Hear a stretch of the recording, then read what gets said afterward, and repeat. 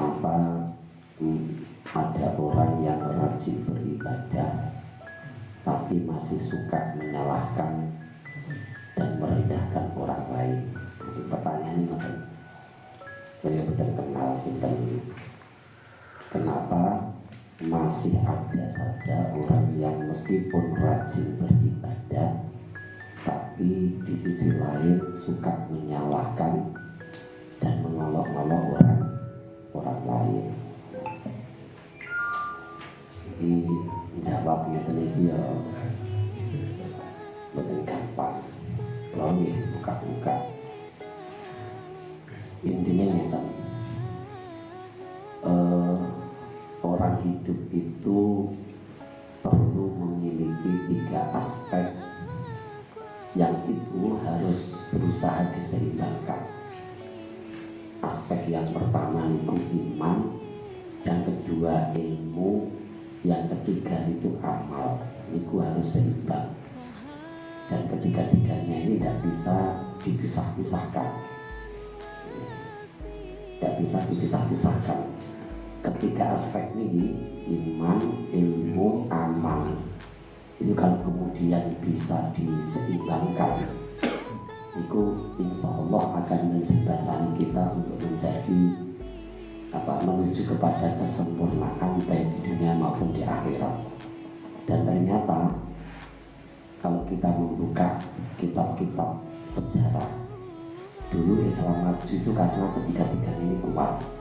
Imannya kuat, ilmunya kuat, amalnya juga kuat. Tapi fakta di lapangan realitas ternyata pancen ketiga-tiganya ini mboten saged seimbang kata. Orang yang kuat imannya tapi lemah ilmu dan amal, biasanya biasanya kecenderungannya dia akan menjadi tipe orang yang rajin beribadah tapi di sisi lain suka menyalah-nyalahkan, bahkan suka mengolok-olok orang lain. Itu model orang yang semangat atau tinggi, kuat dominan imannya tapi lemah ilmu dan amal. Sementara orang yang hanya kuat dan dominan dari aspek ilmu, keilmuannya sangat dominan tapi lemah iman dan amal, biasanya orang itu sembrono dan cenderung liberal di dalam hidupnya. Sembrono dan cenderung liberal di dalam hidupnya. Itu kalau yang dominan dan kuat itu hanya aspek keilmuannya tapi lemah iman dan amal. Begitu juga orang yang semangat beramal, kuat dan dominan aspek amalnya tapi lemah iman dan ilmunya, biasanya orang ini akan mudah ditipu, mudah dihasut, mudah dipermainkan. Orang seperti ini itu ibarat bagaikan air yang berada di daun talas. Ibarat air banyu yang berada di daun talas. Dia tidak punya prinsip. Meskipun dia kuat dominan, semangat beramal, tapi kok dia lemah iman dan ilmu, itu mudah terombang-ambingkan, mudah dipermainkan, mudah dihasut. Nah, maka keseimbangan ketiga aspek, imannya harus kuat, ilmunya juga harus kuat, amalnya juga harus kuat. Itu insya Allah ini menjadi sarana untuk kemudian menuju kesempurnaan hidup baik di dunia maupun di akhirat. Nah, kalau tidak seimbang maka kondisinya akan timpang. Orang itu hidupnya akan mengalami ketimpangan.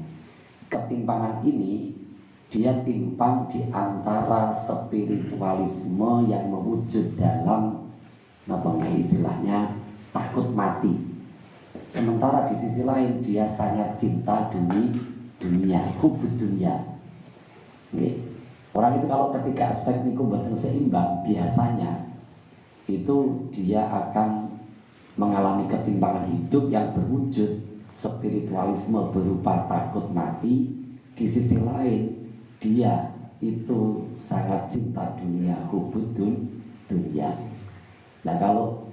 manusia itu sudah pertama takut mati, tapi di sisi lain cinta dunia, ini lama-lama potensinya akan lemah. Umat ini potensinya akan lemah. Kalau umat ini potensinya lemah, bagaimana mau membangun peradaban? Tidak bisa. Tidak bisa. Loh, melalui buka-buka kita flashback ke sejarah masa lampau di mana Islam itu menjadi pengendali dunia. Islam ini saat ini dikendalikan menjadi makmum itu kan hanya abad-abad terakhir. Tapi lama Islam itu merajai dunia.